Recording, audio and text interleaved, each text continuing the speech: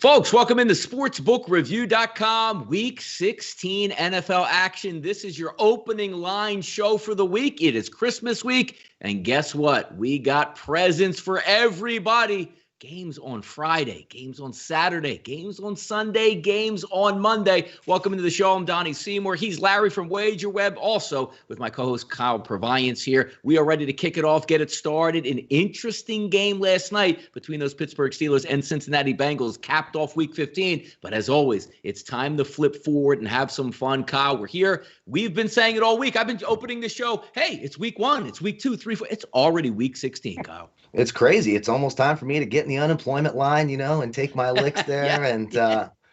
I made it this far. It's congratulations, Kyle, by the way, making it this far. It's amazing. I look in those emails every Tuesday morning, and here we are surviving. But hey, last night, we had a great show last night. I mean, it's a boring game. No one thinks the Steelers are going to win it or lose. Everyone's upset. But we gave out a lot of prop winners last night. It was a good show.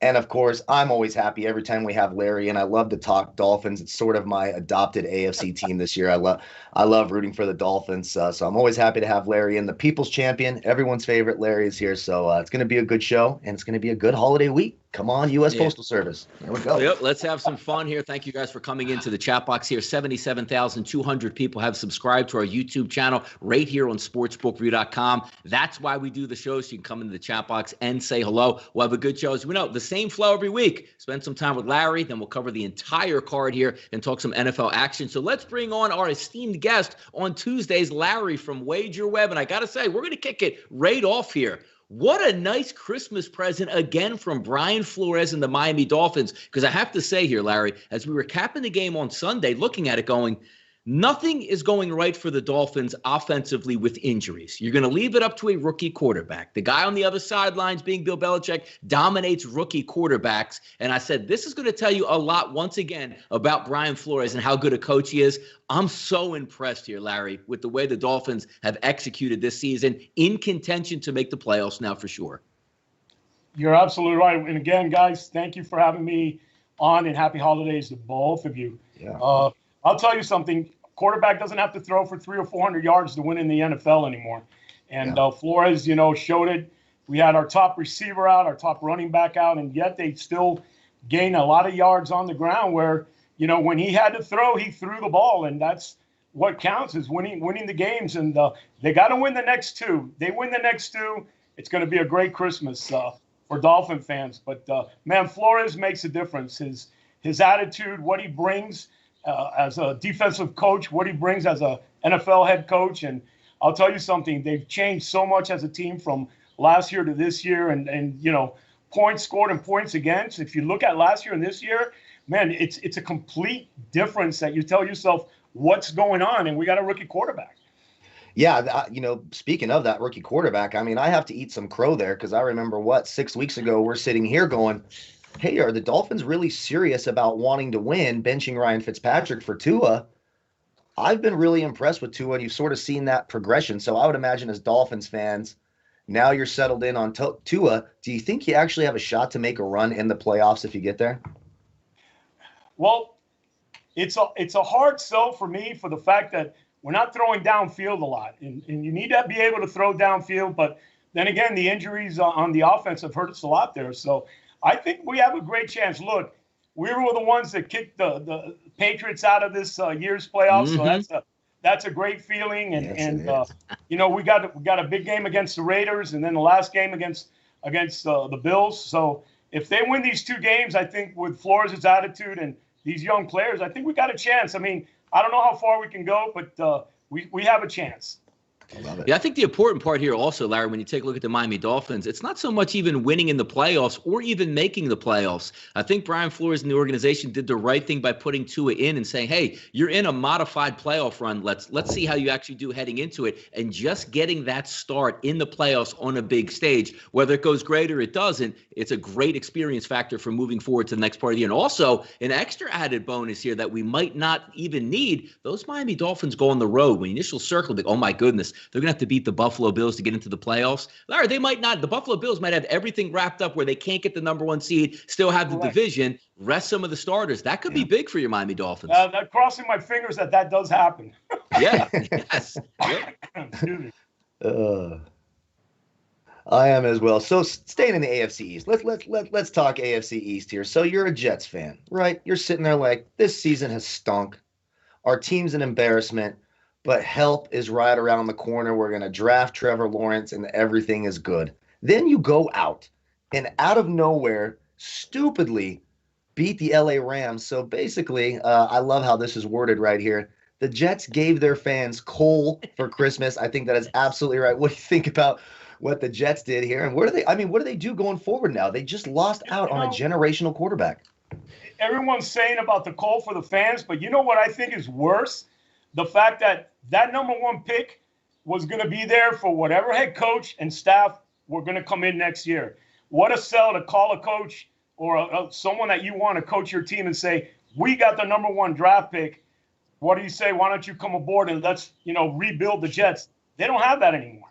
That was a one thing to sell to a new head coach, because if they bring back this guy next year, man, I don't know. It just doesn't seem like it's going to happen. And now they don't even have that selling point.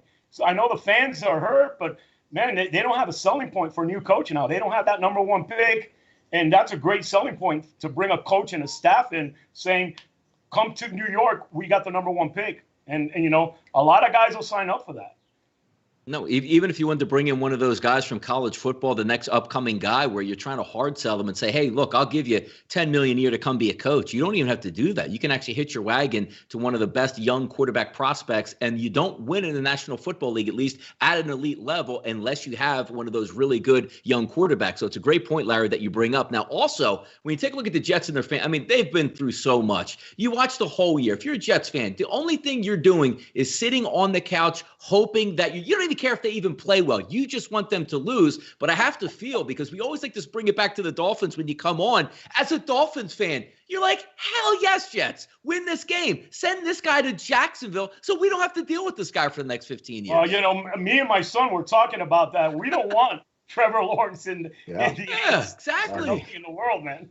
We don't want to face this guy twice a year, and he's gonna be a great NFL quarterback. We all know that. So let him go somewhere else, man. Let him go anywhere, but we have to play him twice a year. It's unbelievable. I just still can't believe it. And I mean, how's this going to go on draft day? I mean, is he going to want to go to Jacksonville? All crazy.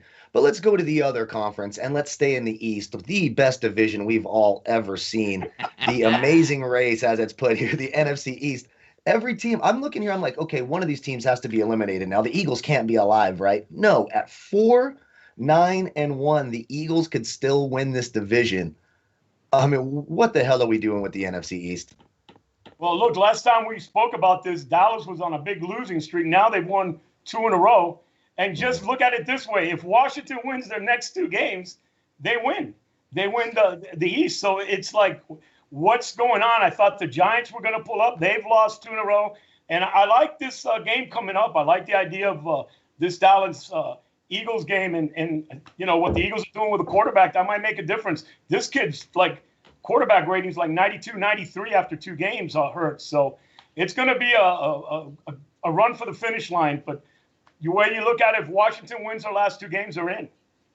Yeah, and also when you take a look at the odds right now, Washington is minus 260 in that range to win the division. The Eagles at plus 550, the Giants at plus 600, the Dallas Cowboys at plus 1400. So theoretically, you can see this Sunday, the NFL did a really good thing, because the one thing they've been real cognizant of the past maybe 10 years or so is those last 2 weeks, making sure that teams are not out of it until the last minute, so there's no competitive advantage. So hence they moved the Washington football game from 1 o'clock to 4 o'clock to match it up with the Dallas Cowboys. Now, we could see on Sunday, there's probably a pathway for the Washington football team to win it, because if they're favored at home against Carolina, they handle their business. That immediately knocks out the Dallas Cowboys and the Philadelphia Eagles from contention to win the NFC East. And now we see the New York Giants. Hey, the Giants aren't playing the Jets this weekend. Giants are playing the Baltimore Ravens, scrapping and clawing to get into the playoffs themselves. We could conceivably see at the end of the day either a crazy run next week between the Washington football team and the Philadelphia Eagles playing in Philadelphia for the division, or it could be lights out. Washington's Washington's in, they get to rest up. Now, Larry, the fun stuff always comes up here. It's not so much what happens on the field.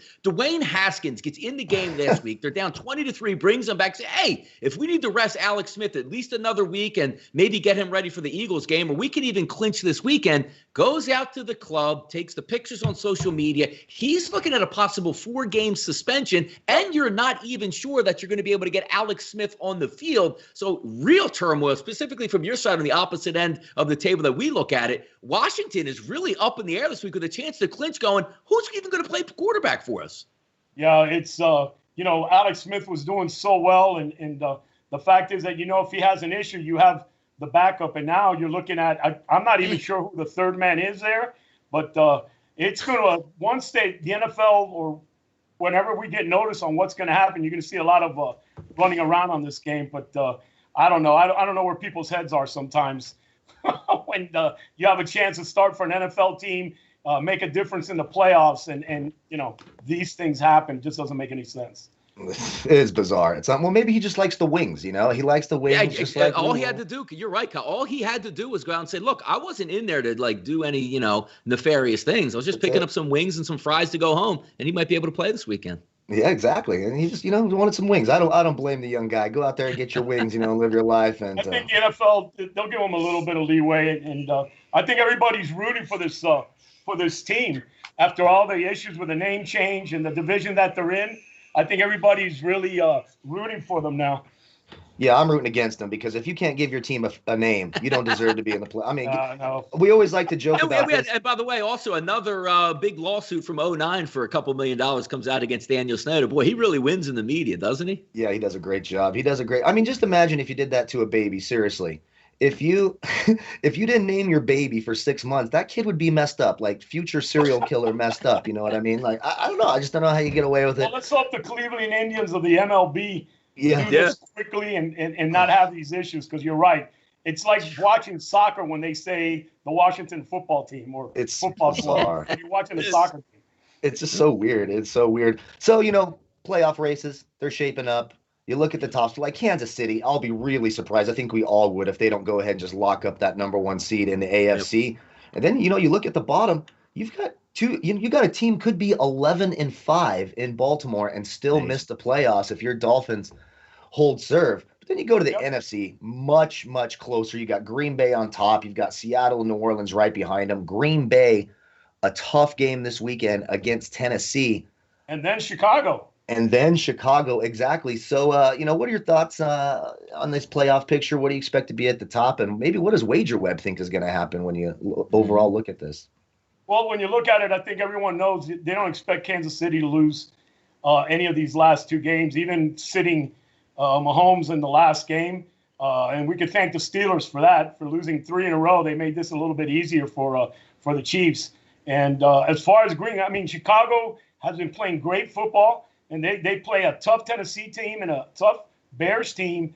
And I have an idea that we could see maybe a little change of direction here, depending on these next 2 games, depending on how Seattle and the Rams do. But then again, the Rams, one day they're incredible, and then the next day it's like, who came to work? Who came to play? It doesn't make any sense.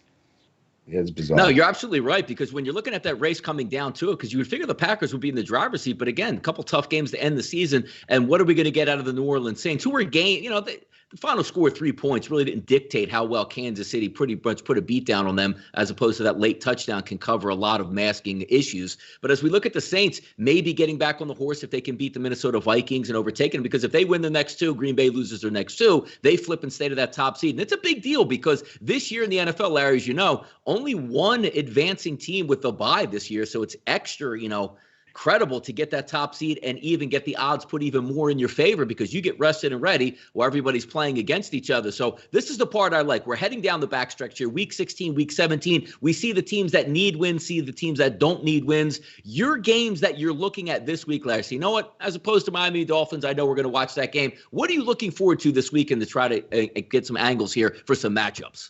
Well, first of all, we've been seeing a lot of even action on both sides on the Rams-Seattle game from the very beginning. That's going to be a great game. That can make a lot of difference of what we see going into the last week. Both teams have had their share of troubles this year. And also, Dallas, Philadelphia always brings a little bit of action and excitement, no matter what the records are. I mean, they show a lot of action on both sides also, but we're seeing a lot more action since yesterday afternoon going to today, going on Philadelphia. So hopefully, it evens out a little bit with the Cowboys.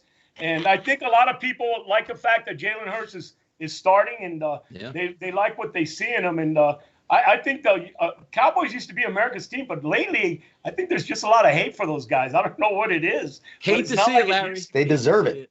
They deserve it. They deserve it. And Indianapolis and the Steelers, a lot of money on Indy, and I don't know why, because I don't see the Steelers losing 4 in a row. And I think now it's Steelers plus 1.5. So it's that's going to be a really exciting game. A lot of people are saying that Steelers are going to lose that 4th one. Man, I just don't think that happens. I think they get their act together this week, and no matter what's going on, they're going to have to come in and show that they belong up there. But, losing 4 straight, I don't see happening. But I guess our players are seeing it another way because a lot of action's going on the other side. Love that. The Philadelphia Eagles, music to Donnie's ears. Put that money on them. Let's go. Let's ride. Damn Cowboys breaking my heart this last week. And, of course, my Dolphins, they need to win. They need to win this week. And, of course, they need to win the following week. And the Ravens got to, like you said, they're the ones right on the Dolphins' heels right now. And we'll see what happens, man. I'm looking forward to this finish of this NFL season. I'm so happy we got this far. I really am. That's great. Yeah, it is. I mean, it kind of is a miracle. And really, we were all kind of hoping maybe we could get one more canceled game, get that 8th playoff team. But one other game I think is really interesting, just your quick take on this, the Rams and Seattle. You mentioned it. Sometimes the Rams look like the best team in the league. Their defense, probably, in my opinion, the best defense talent-wise, top to bottom in the league. Then they fall apart against the Jets. Now they've got Seattle this week. I could see a lot of action on that game as well. I'm excited for that Seattle Rams game. What do you think about that this week? You have to see who comes to play quarterback for Seattle because he's thrown a lot of interceptions this year, something really uncommon for him. And I think the Rams defense is going to make a difference. I just feel that, Seattle's always there at the end and they always kind of flounder and just go away. And I think the Rams, I think the Rams pull it out. I think they go out there and get the job done. But it's one of the games that have shown a lot of movement since Sunday night, Monday morning. So there's a lot of interest in that game. It's one game that you're seeing 2 teams that are right up there fighting for that first place. Christmas is coming this week, and WagerWeb is handing out gifts, and Larry is acting like Santa. Tell us all the good things, Larry, that are going on at WagerWeb this week. Well, we still have our NFL contest that we give a lot of money every week with, and it's almost about over. But thank God we got through the season with it. No cancellations and everything seemed to go well. And don't forget, here at WagerWeb, we always have cash bonuses for our customers. Please check out the website, up to 100% cash, every deposit. So that's what we're here for, man. We're here to give the players a little extra money, see if they can make a little extra money and take some out, which is important to our players. Be able to take that money out right away. Absolutely. Making a little bit of money around the holidays never hurt anybody. Larry, thank you so much. Hopefully you get the nice, healthy, and happy holiday for your family out there. Thank you for being with us all this season. And we still got the playoffs coming up, so we would love to have you back, Larry. But thanks again. Enjoy your holiday. Merry Christmas, Larry. Thank you. There we go. Larry from WagerWeb bringing the heat here. I think we have to have a little bit of what's the word I'm looking for here? Confidence or maybe a pat on the back since we get Larry on the show. Those Dolphins are kicking butt all the way through here, Kyle. Yeah, we've been his good luck charm. I mean, we've really helped. And, I bagged on Tua a little bit, so we know when I bag on someone hard enough, things are going to go well for him. So, I'm going to take all the credit for the Dolphins right now. Everyone loves having Larry on, the people's champion.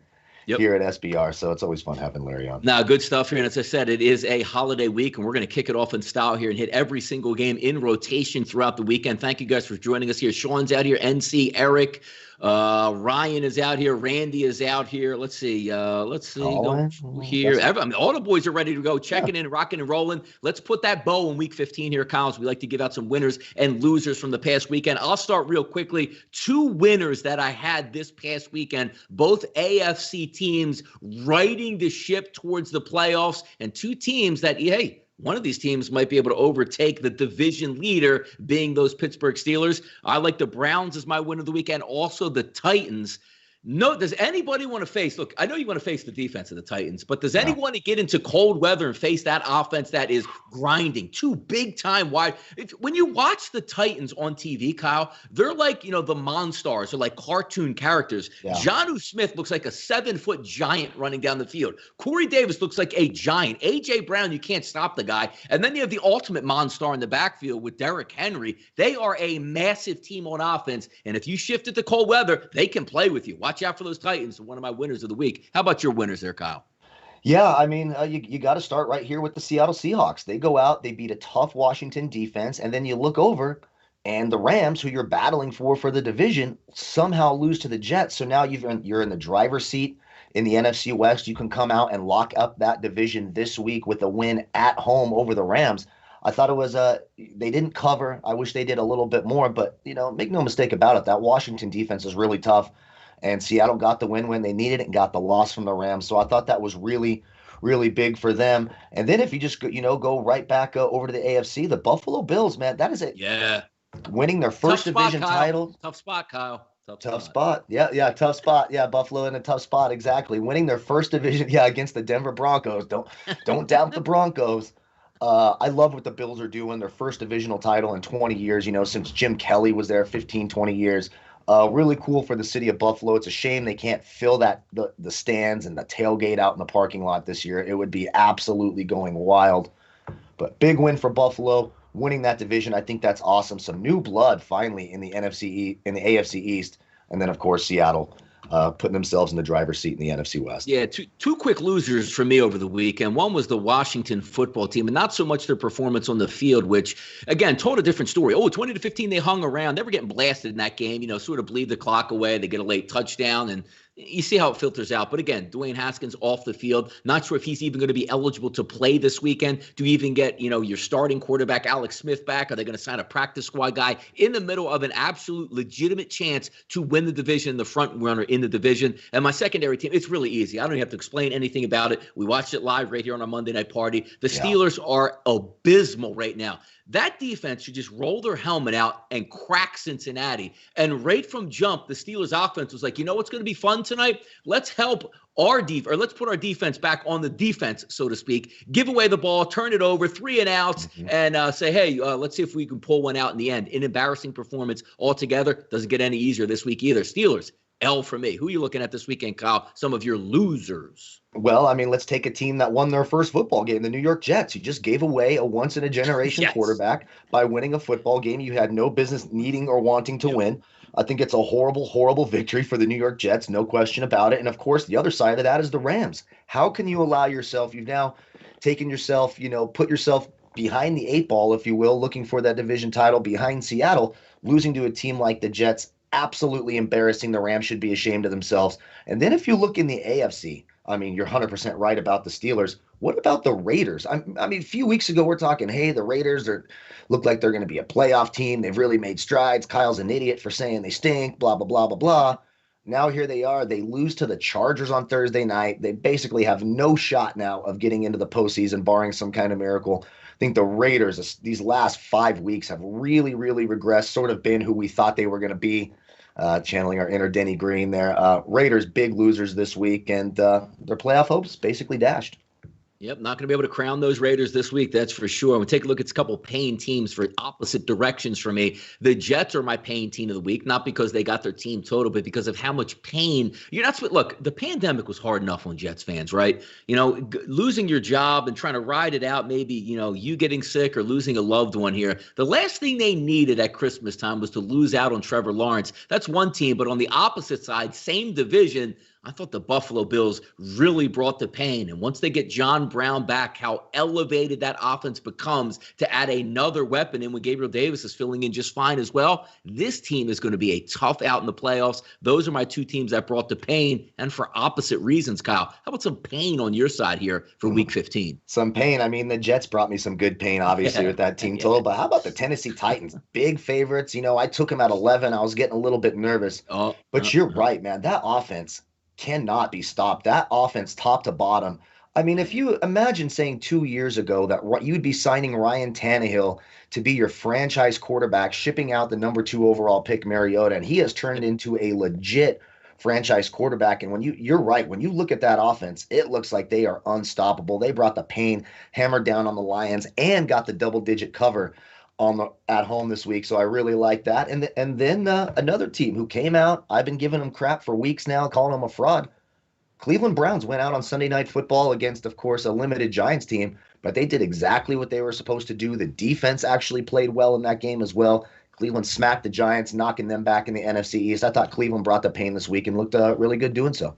Yeah, the Browns didn't brown, and I think that's the turning of the new regime there, saying, hey, Baker Mayfield's playing really good football, when how many times we see Baker, red zone, 1st and 5, hey, throw this football away, let's live and play another down here inside the red zone where he throws an interception. He's not doing that, playing elite football, and that's a credit to that entire organization. They're going to make the playoffs. They deserve it, and I know you brought up that same topic, which I've been hashing on all season long. It's a shame that the Buffalo Bills fans, the Cleveland Browns fans aren't going to be there to enjoy home playoff games where they've waited so long to see it, but it's just one of those years, and we'll see what actually happens in this spot. Real quickly here, let's go over a couple things that are nice for this weekend, Kyle. Friday game, Saturday game, Sunday game, Monday game. So many chances there to jump in and bet, but I have to say, just because games are on, treat it as if every single game was on a Sunday, and you look at the best games you like on a Sunday and fire away. If it's Friday, hey, it's Christmas, I got some extra money here, let me plop it down. And Saturday, triple header, and by the early game, you're already out of money, don't have anything left for the 4 o'clock games or the 8 o'clock games at night. Just betting and relaxing and enjoying it. If you like something, fire away, but do it in style, because yes,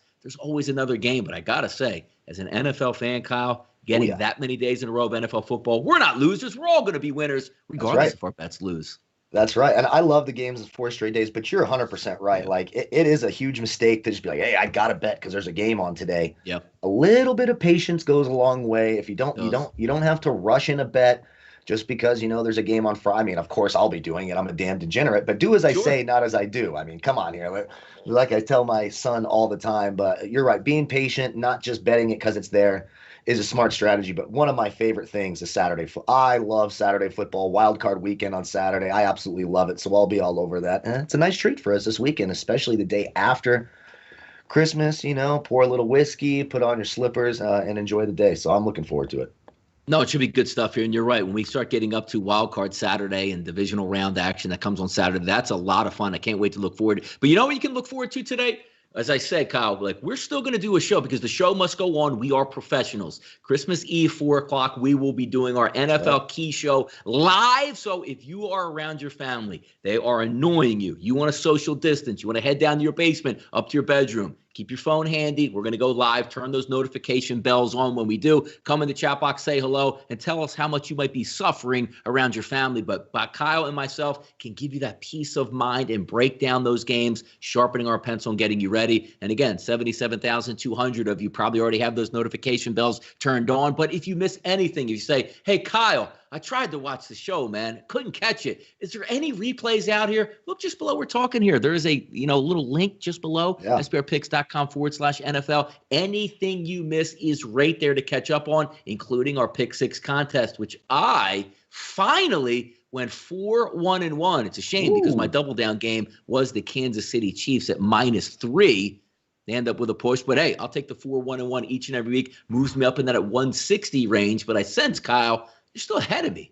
I'm just a bit ahead. I went 3-2-1, of course. A little bit of Payne Washington there, and then I lost that game too. Yep. That one hurt because I felt really good about that one. I'm trying to remember the other one that I lost. I can't remember off the top of my head, but and then of course the push with the Chiefs and the Saints. But I'm sitting there in 69th place, right there at number 69. Keeping it respectful for the show, hoping to move up into the top 10 after a 6-0 week this week. Pick 6 is a lot of fun. Don't forget to go to sbrpicks.com/pick6. And I think that's right. sbrpicks/pick6, something like that. Right there. Yes, it's something. All you got to look, doesn't matter what we say, just click the link below. Just click the damn link. That's right. Click all the links. Go to the links, make us look good. And don't forget to hit the like button. We appreciate you guys out in the chat box, man. Always a lot of fun. And there's our boy Akbar out there as well. I was wondering where he was at. So a lot of fun. Pick 6 is a lot of fun. You can still win weekly prizes, so be sure to check it out. Jesse Daly said, made my league final despite Kyle not believing in me. Kyle, we supposed to believe in everybody out here. What's going on? I didn't know what happened. I didn't know I didn't believe in him. What did I? When did I not believe in you? I don't know. It happens, you know. Sometimes I have. You have to say, I cut you off right there immediately because time is money right now, and you got to be Steve Prefontaine and put on those running shoes because we got games to get through and about a half hour to get through those, starting with Friday, Christmas. You wake up, you didn't get what you wanted, right? You're looking at your credit card bill, you're furious, but you know what? Family's around, you're angry. Yo, Pops, put the TV on. It's going to be a game, Minnesota and New Orleans here. Who steps up to the plate for New Orleans? A little bit of a creaky effort from cracked ribs here for New Orleans starting quarterback Drew Brees. Will get another start at it, knock the rust off here. 451, 452, opened up at SBR odds, Kyle 7.5. Sits at 7 primarily across the board. 51.5. Looking at Minnesota, the practice report came out today. Guess who's not practicing again? Eric Kendricks. That's a big loss, possibly. Todd Davis also not practicing. Who's actually going to be on the actual roster getting to the starting gate? Because as you look now, New Orleans still playing for a lot. Minnesota, I guess if you're Mike Zimmer, you could try to hype them up. Hey, some ridiculous outside shot. We can get in. But they look dead on arrival. Do they show up in New Orleans? Or are we going to get a beatdown? Because the one thing that's interesting about Minnesota, let's look at the last month, Kyle. I'm just going to give you the scores, not who won. 31-28, 28-27, 27-24, 26-14 with 4 missed kicks. And then last week, 33-26. Minnesota's hanging around in these games. Can they do it in New Orleans? That's the big question. I don't really trust Kirk Cousins on the road. Yep. Now, if this was going to be a full Superdome in New Orleans, of course you would just run away from the Vikings instantly.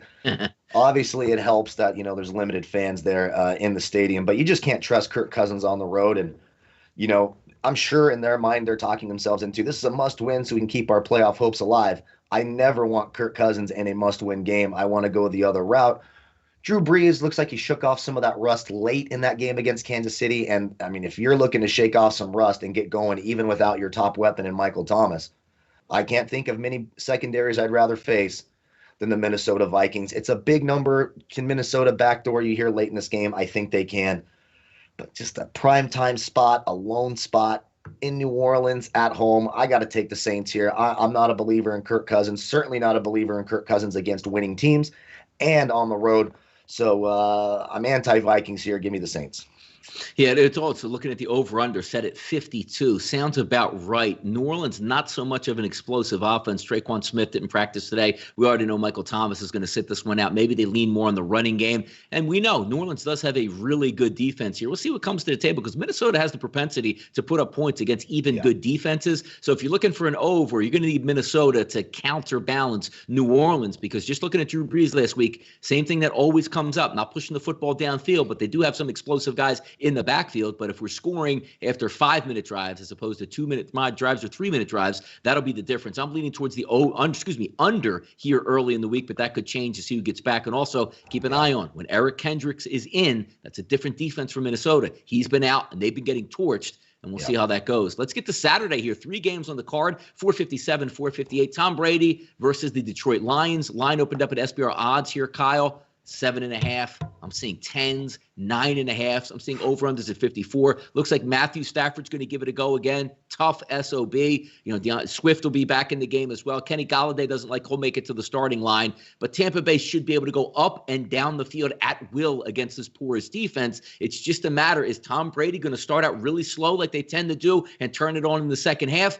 I don't think Detroit has enough to win this football game. But again, it comes down to last week, I said, hey, it's too many points to give Atlanta 7 the way Tampa Bay is playing. Played out that way. We'll see if it does again this week. If Detroit's going to get 10, Kyle, and Matthew Stafford is starting, I'm still going to take them to see if they can hang around that 10-point range. Yeah, I completely agree. And that Tampa Bay defense has really regressed, right? And now Carlton Davis, their best defensive back, he got hurt with a groin issue. So groin, hamstring, you're not feeling great about his chances to play. It looks like Ronald Jones is probably going to miss this week as well. I believe he's doubtful after today's practice. Bruce Arians said, views him as doubtful to play.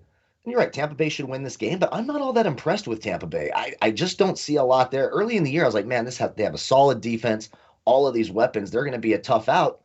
That defense has regressed to 2019 Tampa Bay defense. So should they win the game? Yeah. Am I going to give them 10 points on the road in a dome? Nope, because Detroit, aside from last week, which they made me nervous for a little bit, they can move the ball even with the limited weapons that Matthew Stafford has. I don't trust the Tampa Bay defense, so I think the Lions cover here. 9.5, 10 is just too many points to give Tampa, so I'll take the Lions to cover.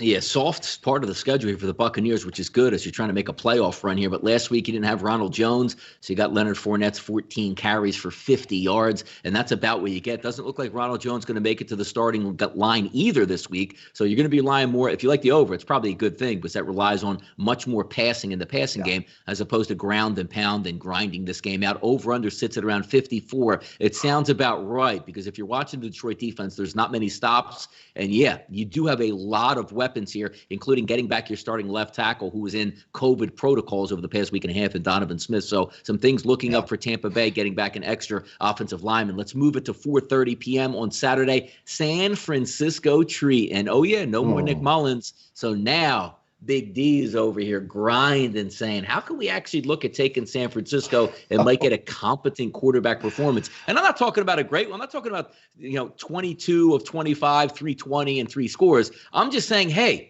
don't throw it late over the middle 15 times where they almost intercept it and finally intercept the ball. Because if you watch the game and you had the 49ers in any way, shape, or form, you had to be pulling your hair out. But that's what Nick Mullins does, and you have to anticipate that happening. But this week now, no longer playing the favorite role as they were playing against the Dallas Cowboys, the underdog role. Arizona can score points. We know that. They're sloppy and soft with the football. They don't have a great defense. My problem here is one team needs the game in Arizona.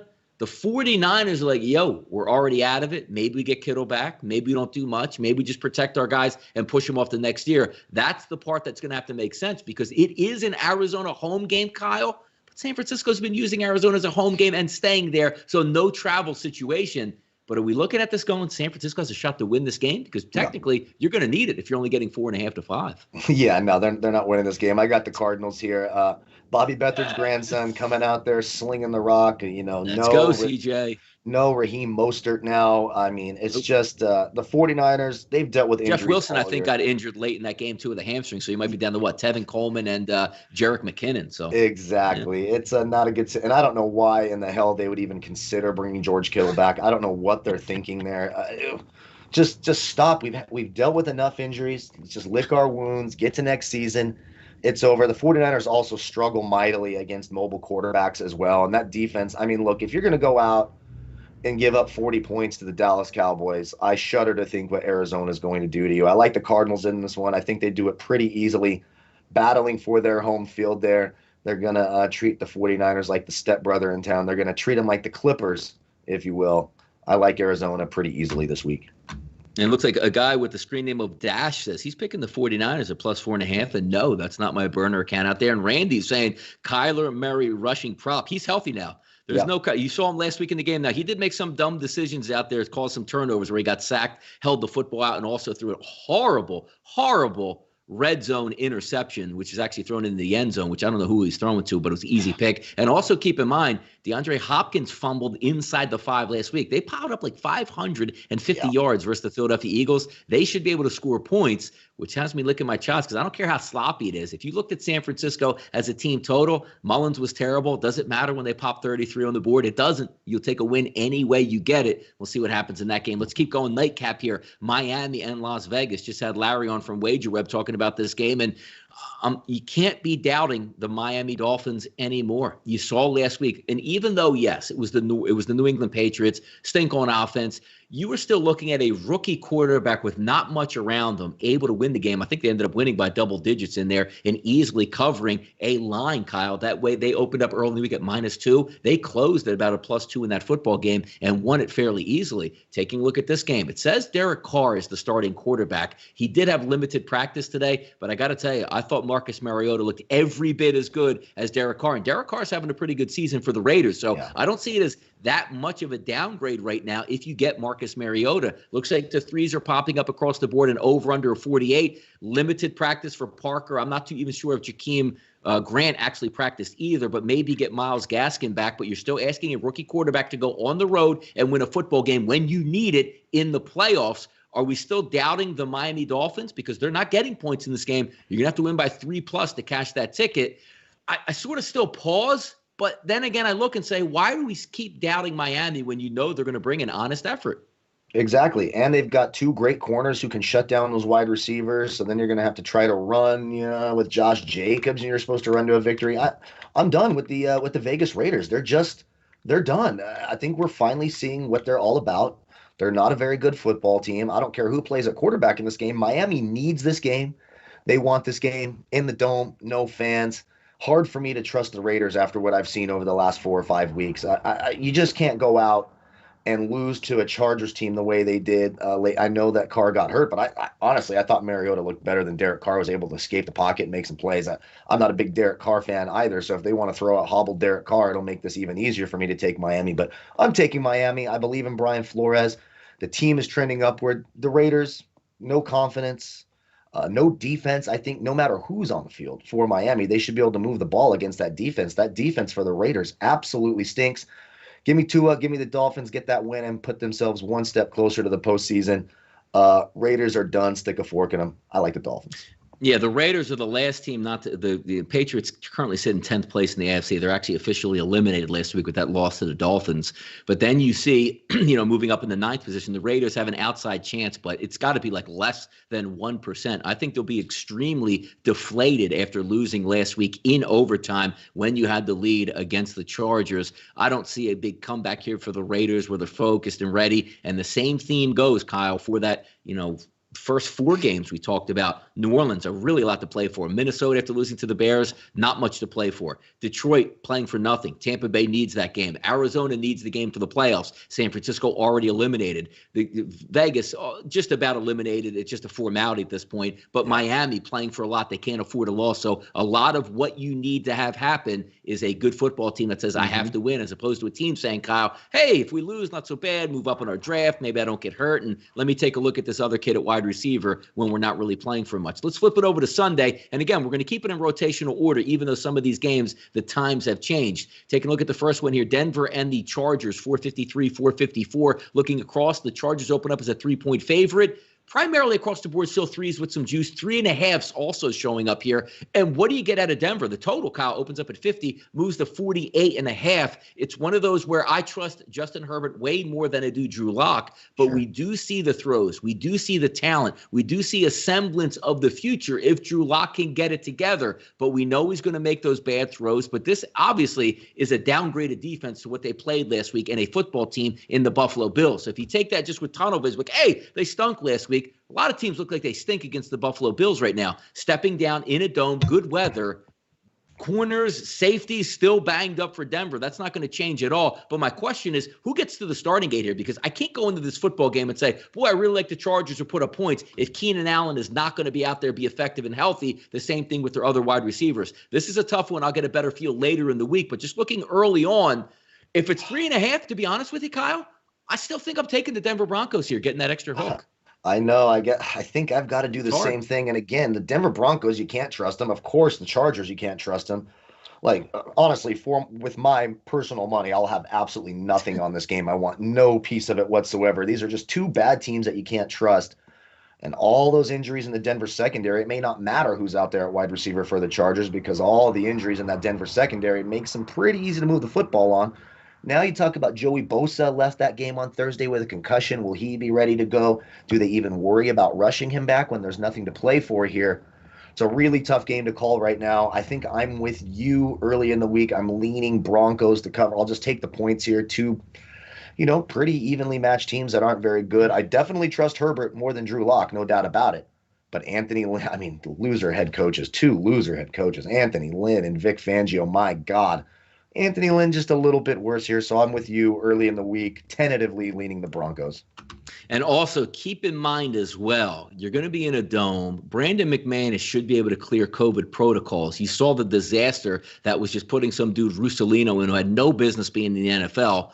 And that could cost you. Like last week, I was really looking at the Denver Broncos Kyle team total, but I said, you know what? Not having one of the best kickers in football might be a problem. It was a major problem and would have costed me money if I went ahead and fired away. He should be back in a dome. So again, once Denver crosses the 50, you're pretty much in field goal range with that guy, and we'll see if that plays out. Well, he still has to be activated, but they anticipate him being activated this week. Let's keep moving to the Meadowlands. Maybe Cleveland stayed in the same hotel, didn't even go home here for Christmas break. They're going to take on the New York Jets, 455, 456. Love what Cleveland's doing. They'll keep their game plan simple, but again, now we're talking about a 10-point line. Last week, you saw a dominating performance by the Browns, but the Browns knew they were getting nothing out of that Giants offense. No explosive plays, a quarterback that just wanted to check down and get out of there. It's not necessarily going to be the case. Not to say that I do like Adam Gase's offense with Sam Darnold, but you're going to look at a little bit more explosive offense where maybe Cleveland's going to have to counterpunch a little bit. That over-under set at 47 when I believe that number was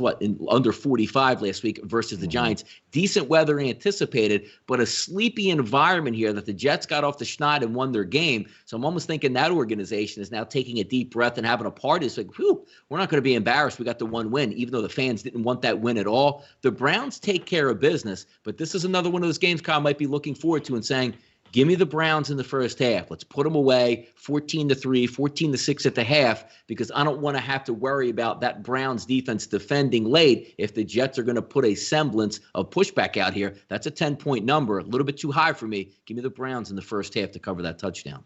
Yeah, I think that's the right way to go. You don't want to take the Browns by 10, full game, because too many things can happen. Now, everyone now is going to be riding high on the Jets. Oh, they beat the Rams. No way they don't cover against Cleveland.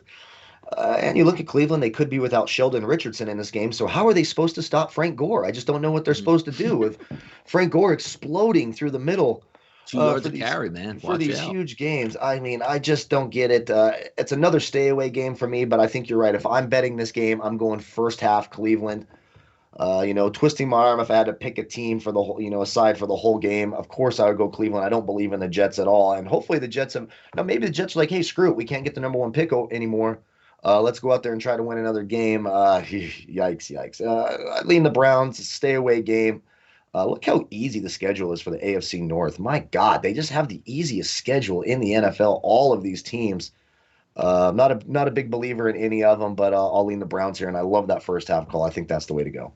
Thanks, guys, for joining us here on a Tuesday, talking some football on a holiday week here as we break down the card. Hit that subscribe button, hit the notification bell. Also, if you missed anything out, regardless of NFL, there's still that link, takes you right back there at the bottom of the screen, sbrpicks.com/NFL. If you want to check out NBA, college football, college basketball, we got it all going on right now at sportsbookreview.com. Let's keep moving here. Cincinnati and Houston, not going to spend a lot of time on this game, 463, 464. Heavy number here because Houston I'll tell you, whoever gets that job, you're not going to have a lot of draft picks to deal with. But if you can get a smart cap manager in there and get a guy like, I don't know, DeAndre Hopkins to help out Deshaun Watson, they're going to be able to make a playoff run as long as he stays healthy in the future. 45.5 seems about right in this game. I'm not going to take a lot out of Cincinnati's offense last night because I think it was more smoke and mirrors and the Steelers being bad. But the one thing I do think is going to happen is Houston's going to be able to score on Cincinnati, and Houston's defense is wretched as is. I actually like the over early in the week here, Kyle, 45.5. Yes, even with the Bengals, whoever shows up at quarterback. Yeah, that's the real question, right? Who's going to be a quarterback? The sensational Ryan Finley or, his backup Brandon Allen? I mean, this game, man, we're going to have some real doozies to start off the rotational order here. Cincinnati, Houston. I think you're right. I like the over. Houston should move the ball easily against Cincinnati and vice versa. Doesn't matter who you are. You can move the ball on the Houston Texans. I'm looking at 8.5. That number's a bit high to take Houston as an 8.5-point favorite over anybody. I think the play here is you're right. I like the over. Both these teams should be able to put up points. Sort of just a garbage game, and these teams are going to be just chucking it, playing for pride. Give me the over in this one, and then I guess if I'm picking a side, I'd probably take the Bengals to cover right now. I just can't lay 8.5, 9 points with Houston early in the week. No way.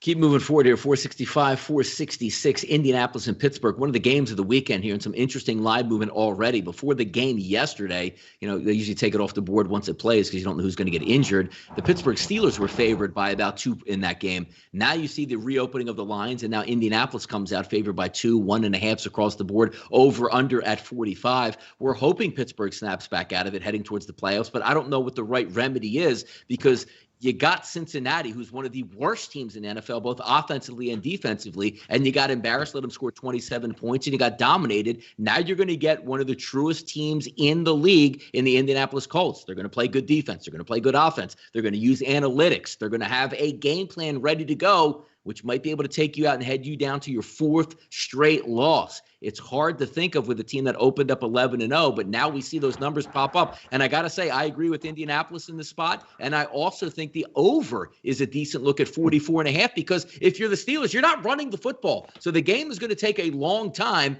And we know Indianapolis can score regardless of defense.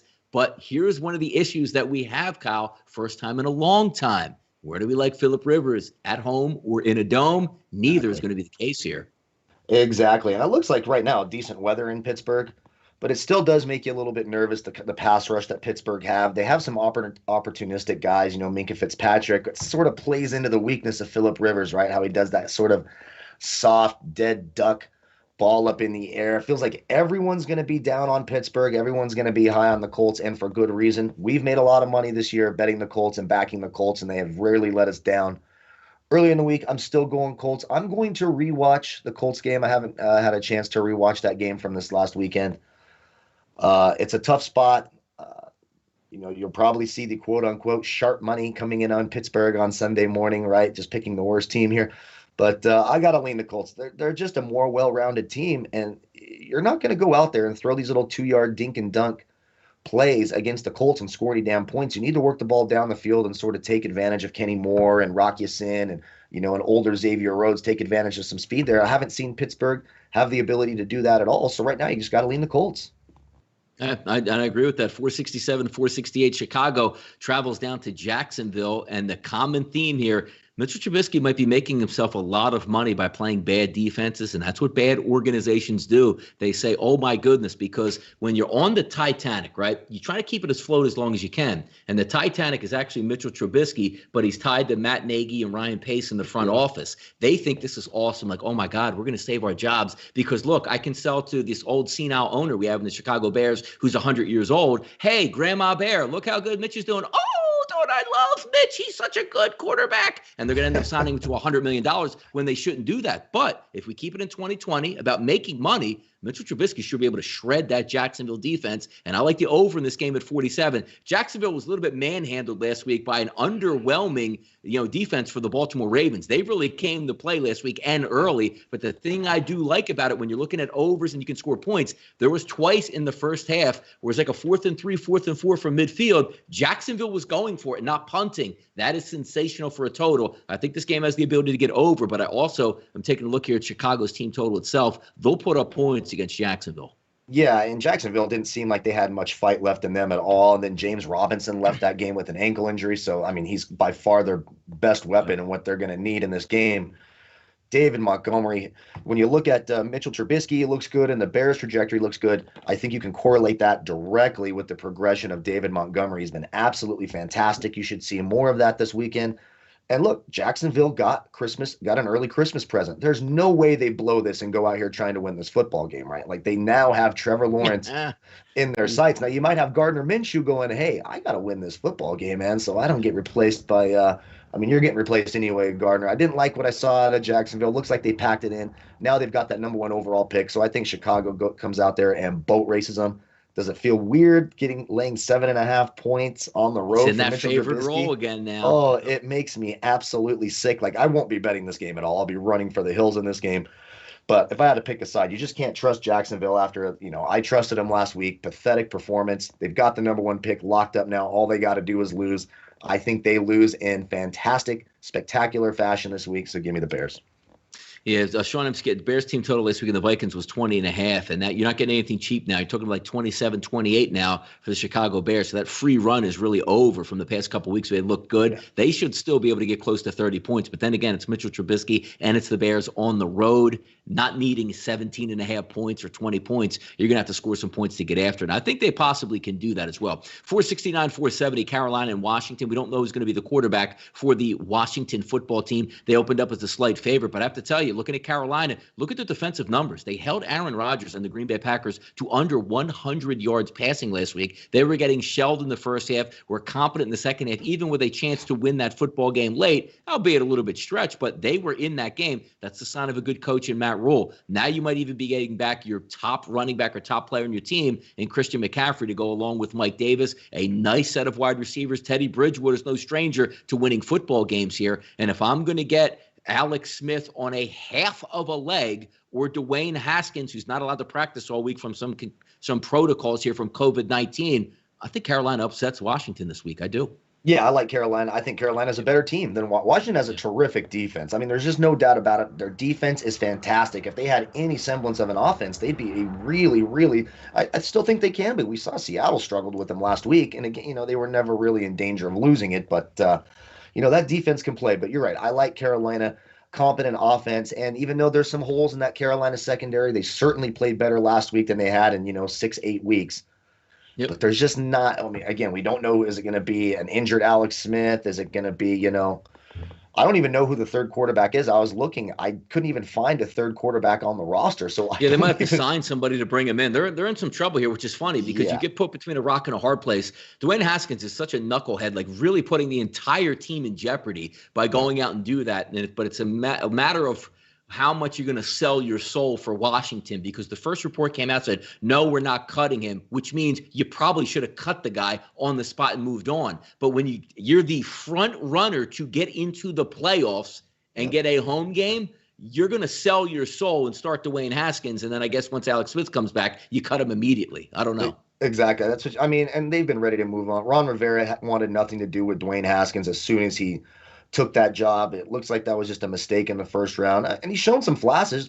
But again, when the ownership and the players and the locker room lose confidence in you, you're done. I got to take Carolina again. There's not a ton of lines up here because we don't know who's going to quarterback for Washington, but right now at 2.5 seems a little too easy. I'll take the underdog, and I'll take the Carolina Panthers. Yeah, Baltimore exploding on offense, getting healthier as we go. The New York Giants just look like a completely inept football team. Baltimore will bully this team, even though Joe Judge will try to get that running game. It'll be Baltimore 21-6 late in the third quarter. He'll try to get that running game going here. Baltimore by 2 touchdowns over the Giants for me here. Yeah, absolutely. The Giants, and it doesn't really matter who's at quarterback there. And again, we still don't know, so we're missing a lot of lines. But early in the week, you got to take Baltimore. Must-win game for Baltimore. Their offense finally seems to be going a little bit. If James Bradbury misses again for the Giants, that makes things even more difficult. The running game for Baltimore should dominate here. Don't see a whole lot of fight in the Giants. If you're only putting up 3 or 6 against the Cleveland defense, I'm not a huge believer in this Baltimore defense, but they're certainly better than Cleveland. So you got to like Baltimore here pretty easy in the, 9.5? I'll take Baltimore. Yeah, we bag on the Jets a lot with their offense, but by far, to me, right now, as is, the Giants have the worst offense in the National Football League, and it's pretty much by a wide margin. They give you nothing. No big plays, an okay running game, quarterbacks that can't do anything. Like Golden Tate's their best wide receiver, which tells you exactly where the New York Giants are. And they're going against a team that really needs to get into the playoffs. But, Donnie, the Giants are still fighting for a spot. The Giants will be eliminated as of Sunday night here, and rightfully so. 473, 474, Atlanta and Kansas City. Matt Ryan, Patrick Mahomes, you can clinch it all if you're Kansas City, but we know you're getting honest efforts here out of Atlanta. Will that continue? They're going to get up double digits here on the road. Maybe colder, windier environment. Todd Gurley, some people say like, oh my God, I see the headline, Gurley's not going to play. He stinks. He stunk all year. He stunk since he gave up or he hurt his knee with the Rams getting all that money. One of the single most explosive and dominant players in football just a few short years ago, a complete shell of himself. I don't know if I want to trust Atlanta going on the road, but what's the common theme here, Kyle, with Kansas City? They'll win, they'll get bored, and they won't cover. Yeah, they have been absolutely horrible against the spread. I cannot trust the Chiefs to cover. Now, this has the writing on the wall. Like, look, they should just punt Atlanta. The secondary is going to struggle. They should be able to move the ball up and down the field. If Julio Jones misses again, we don't know. He's still questionable. I'm not seeing an update if he practiced today or not. But I just don't trust the Chiefs to cover. So this would be a spot, you talk about it a lot, where I'd probably go Chiefs in the first half because you cannot trust them in the second half to cover these games. It feels like every time I bet the Chiefs, I'm getting backdoored. It's a push. They last year, terrific against the spread. This year, not so much. So I'm betting the first half here, and I think Kansas City wins that first half. And now when I see Atlanta, I want to take overs with Atlanta. I start to lean the unders with Atlanta a little bit, especially if it's windy. Matt Ryan's arm is not what it used to be, so I don't know, if Atlanta's going to be getting into the mid-20s or so. This feels like it could really easily be like a 27-17 type game where the Chiefs kind of just take their foot off the gas. They're dealing with injuries now with Clyde Edwards-Helaire. They don't want to get themselves hurt. All they want to do is lock up the number 1 seed here and move on. They don't really have that killer instinct in game. Might lean the under 54 here. I got to think a little bit more on that, and I'll take the first half bet because I just can't trust the Chiefs to cover. 475, 476, the Rams in Seattle, one of the games of the week this week out in the NFC West. And big injury news. Cam Akers is going to be out. And you see the last 3 to 4 games where he's moved into the lead back, explosive player, game-changing guy. He's now going to be out. So it's simple for me. The Rams usually give Seattle all they can handle because Aaron Donald collapses the pocket and makes Russ run for his life. The Rams have a great secondary. They'll be able to slow down DK Metcalf and Tyler Lockett. But big game situations, it's roughly a pick 'em. One side, I have Jared Goff. The other, I have Russell Wilson. That's all I need. If I end up losing the football game, taking Seattle, I will live with it. Because if Jared Goff throws the Rams to victory, I'll deal with it. But I can't put money in a game situation where Jared Goff needs to win when he's going to be markedly the far inferior quarterback than Russell Wilson. Give me Russ in Seattle here to pull this one out. Yep, Seattle was a letdown last week, obviously. Didn't cover against Washington. But now we're getting Russ under a field goal. And look, it's going to be a close game. Seahawks always play close games for the most part. They did, have the one blowout win against the Jets, whatever. But you're right. Russell Wilson versus Jared Goff, it's easy for me. Now, do the Rams have a better defense than Seattle? Yep. Of course. Yes, a much better defense. But the gap between Russell Wilson and Jared Goff, especially now on the road, even though there's no fans up there in Seattle, Jared Goff on the road in a must-win against Russell Wilson in a must-win? Nah, you hit the nail on the head. Give me Russell Wilson. The line's too short. Basically a pick, some 1.5s, 1s. Anytime I get Seattle in that scenario, unless maybe they're playing the Chiefs, I'm taking Russell Wilson in those close games. I like the Seahawks here. Just can't trust Jared Goff. Yeah, it's simple as for me here. How about this one? 425, 477, 478. The Philadelphia Eagles head in to play the Dallas Cowboys. And it still shocks me to see this. Dallas opens up as a minor favorite here, -1, -1.5 at SBRodds.com. And now we sit during the week at 2s and some 2.5s as the Philadelphia Eagles are the favorite here. And I have to say, you guys know me the past couple weeks, like even last week. Eagles aren't going to win that game. Arizona by a touchdown. They end up winning.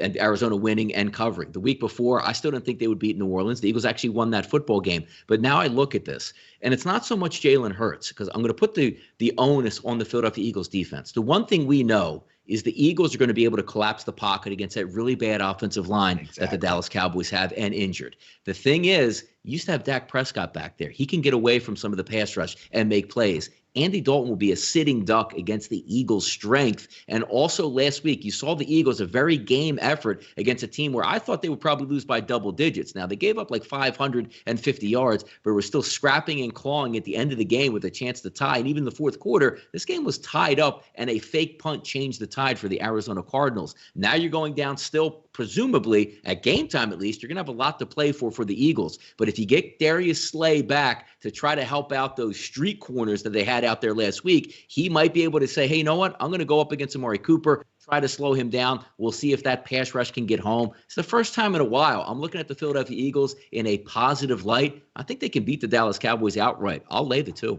Yeah, and I think you're absolutely right. And Michael Gallup looks like he's probably going to miss this game for Dallas. So it takes away one of those speeds. Well. Yeah, late. Yep. So you get Cedric Wilson Zeke out there. Whatever, yeah, Zeke, and you're right. The pass rush is going to be key. The Eagles, one of the better pass rushers in the NFL. The Cowboys' offensive line, not very good. Certainly not what they've been with all the injuries, etc. Andy Dalton struggles under pressure. You can see him making mistakes, even though that Eagles secondary is bad. I like what Jalen Hurts is doing. It's a bad Cowboys defense. They lucked out against a abysmal performance by Nick Mullins last week. But, I can't believe I'm taking a road Eagles team here. They're forcing me to pick an NFC East team. So I got to take the Eagles here. I think that pass rush gets to Andy Dalton, forces some mistakes. Eagles have just a little bit better of a defense, and I like what Jalen Hurts is doing. So give me the Eagles here, and I think the 2.5 is just about right. Yeah, I think they'll get pressure on Dalton. I think that'll be the key in this one because you saw the last 2 weeks, like even if you got pressure, that was a great offensive line for the New Orleans Saints, but you still had an athletic quarterback in Taysom Hill, and that's the game where you had 3 of your 4 guys go down in the second half. Then you saw last week, I don't care how much you want to contain Kyler Murray, he's getting out of the pocket and he's going to make plays. Andy Dalton, when he drops back, Brandon Graham and the boys, Fletcher Cox, they know exactly where he's going to be on his 5-step drop. We'll see if that plays into it. How about this game, Sunday Night Football, a great one, Tennessee and Green Bay. And looking overall, outside of that, I don't know, anomaly first half by the Titans against the Cleveland Browns, they've been playing absolutely fantastic football on the offensive side. The defense just has to make some stops. So with the first look at this game early in the week when I say it, it's going to be cold weather. I don't think Tennessee gives a damn because you're in cold weather. You have an athletic quarterback. You have a nasty running game. You have jumbo package wide receivers and tight ends to contend. If they can slow down Aaron Rodgers, which will be tough, I got to lean on the 3. I got to tell you, I think Tennessee can win this outright, and I'm getting the 3 and a hook early in the week, Kyle. I'm looking towards Tennessee here. You know it. I'm right there with you as well. And I'm actually leaning the under. You look, they're projecting 26 degrees, fog, maybe 14, 15 mile an hour winds. So 56 for me. Now, if this was just a neutral by the way, field, also, just to give you an update here on this too, Kyle, it's open look, the one weather forecast I'm looking at, by the end of the game, close to 20 mile an hour winds. So you're right. You're right on the weather. Go ahead. Yeah. And I mean, if this was sunny, even in the 40s and no wind, I would be jumping on the over because both of these defenses can be had, especially the Titans. The Packers have a decent secondary, certainly better than Tennessee's. But I just don't – the Packers cannot stop the run. Derrick Henry should run up and down the Green Bay defense. Some good news for Green Bay, it's an injury. If Jamal Williams misses, Matt LaFleur will be forced to play Aaron Jones, which makes that team exponentially better. Green Bay is typically very, very good at home. Aaron Rodgers' record, something like 81 and 83 and 18 or something at home. They tend to get the job done, but I think this Tennessee offense is built to give Green Bay trouble. And if that weather is going to help contain the Green Bay passing attack a little bit and sort of shield that Tennessee secondary, I like that offense for Tennessee. I think they go in there and get it done against a soft Green Bay team. I'm with you. Give me the Titans and give me the points. If you ever seen a movie called The Exorcist, that's what we're actually going to have in this next game on Monday Night Football, the last one we'll cover tonight, Buffalo and New England. I already know Buffalo, won the first game 24-21. But you had that seismic shift that we've been finally waiting for where the New England Patriots not only didn't win the division, but didn't even make the playoffs. They are limping into this football game, and no matter how much Bill Belichick says they're on the Buffalo, and that's the only thing that matters, we got 2 games to play, this Buffalo defense and this Buffalo offense, this Buffalo organization, the fans, they're ready to exact revenge. And if they can put their foot on New England's neck, even for one game as they head to the playoffs, this is the one to do it. Opened up around that 6 range, quickly see it to 7. And I have to be honest, if Cam Newton's going to be the starter at quarterback, that gives the New England Patriots a chance for 10 to 14 points. Buffalo is humming on offense. And, let's lean on that secondary. Gilmore's one of the best in football. He's not playing in this game. He's out for the year. I think Buffalo goes in and says it would mean a lot to them in a drubbing. I'm talking about 31-16, 31-10 style. I don't see New England hanging around. And quite frankly, I don't even care about the full game because I do think New England going to come back at the end of the football game and dink and dunk down the field with Cam? Probably not. But I think Buffalo is juiced for this game, ready to rock, takes it to them. They'll be up a touchdown plus at the half. They're going to exact revenge and get their pound of flesh. Buffalo wins this game by double digits. Wow, yeah, and it just is Buffalo going to rest on their laurels and sort of cruise into the playoffs here? They they're playing for the 2 seed. How important that is to these teams this year without fans in the stands and home field, I'm not so sure. So that would be my one concern taking But they're Buffalo. new, though. But they're a new playoff team. If this was a team that was used to getting into the playoffs, a real veteran squad, let's rest up. This is one of those teams I think Sean McDermott and that head coaching staff is like, you know what? We're still green. We haven't won a playoff game in eons. Let's press the metal and get in hot into the playoffs. And I think they do it here in that. I didn't want to interrupt you on that. But I think it's a good point. That's sort of what I'm wrestling with when I look at this. And I think that's a good point. And, you want to keep Josh Allen going. You want to keep that confidence high, especially, last year in the playoffs, that bizarre fourth quarter collapse that he had against Houston was really, really strange. So keep that offense going. And I think you're right. They're much, much better than the Patriots. Cam Newton's an absolute dumpster fire of a quarterback. He's just dreadful in the pocket. So right now I'm with you. I'll take the Buffalo Bills. And I'll probably take the under in this game. I just don't trust New England to score much. That offense is god awful, and the Bills defense is finally starting to play like the Bills defense of the last couple of years. So as long as they're not resting on their laurels, they have something to play for here. I'll kind of be keeping an eye on Pittsburgh and the Colts game here, but they still, need to win one more to lock up the 2 seed. Yeah, give me the Bills. I'm talking myself into the Bills. We got a lot of time, and we'll be live for that game, making money on our prop bets as well. And I got to say, maybe the comment of the day here, Harold Bonaventura says the Packers suck. And I think that's a great way to leave it off here. And we do think the Packers do suck. So we'll be watching as these games unfold. But thank you for spending your Tuesday with us, talking a little bit of NFL action as we get ready and get Week 16 rolling. But keep in mind also, when you wake up on Christmas Eve and you're like, damn it, used to Donnie and Kyle being on live here for the show. Guess what? You're not dreaming. We are going to be live 4 p.m. right here on Christmas Eve. Pencils will be sharpened. There is no Thursday night game, so we can spend all our time getting ready, going over all these games, getting you caught up for the Friday games, the Saturday games, and the Sunday games, because, yes, still a holiday weekend as well. You'll spend it with us on the closing line as well on Sunday at 12 p.m. But thanks for tuning in here. A couple hundred people watching the show. Thank you for giving the thumbs up here. And also, if you have any questions, you want to get back to us, click that link there, sbrpicks.com/NFL. But me and Kyle will be back live on Christmas Eve, 4 p.m. Eastern time for our NFL Key Show. Thanks for joining us today. I'm Donnie Seymour. He's Kyle Purviance. We are sportsbookradio.com. And this was your opening lines episode for Week 16 NFL. Good luck, guys.